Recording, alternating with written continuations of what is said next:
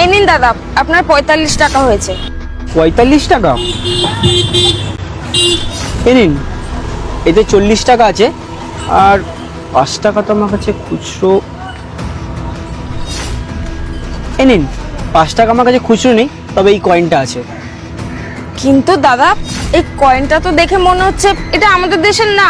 আরে হ্যাঁ, আপনি ঠিক ধরেছেন, এটা আমাদের দেশের কয়েন না, কিন্তু এটা আপনি রাখুন, দেখবেন আপনার কাজে লাগবে। আরে দাদা, এই কয়েনটা যখন আমাদের দেশে চলবেই না, তখন আমি রেখে কি করব এটা? দিদি, আমি খুব তাড়াহুড়োতে আছি, আর এখন আমার কাছে 5 টাকা খুচরো নেই। আপনাকে তো বললাম এই টাকাটা আমাদের দেশের টাকার থেকে অনেক মূল্য বেশি, আপনি এটা রাখুন। ঠিক আছে, 5 টাকারই তো ব্যাপার, কোনো অসুবিধা নেই।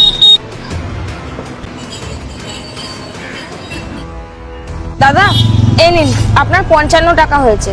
এই নিন। 100 টাকা দাঁড়ান দিচ্ছি। এই নিন, এটা ধরুন।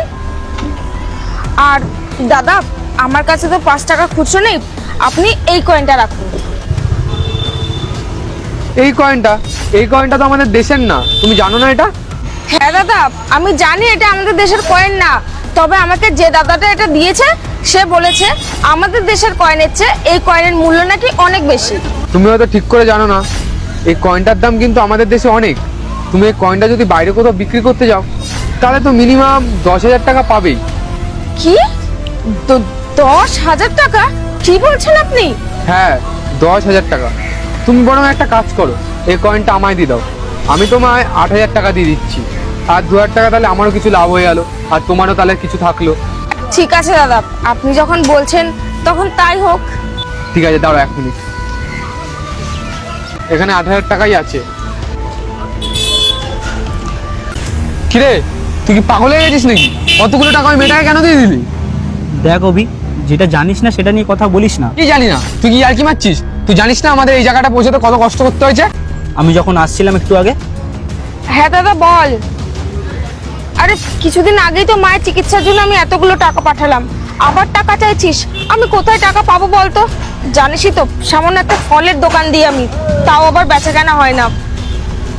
এতগুলো টাকা আমি কোথায় পাবো?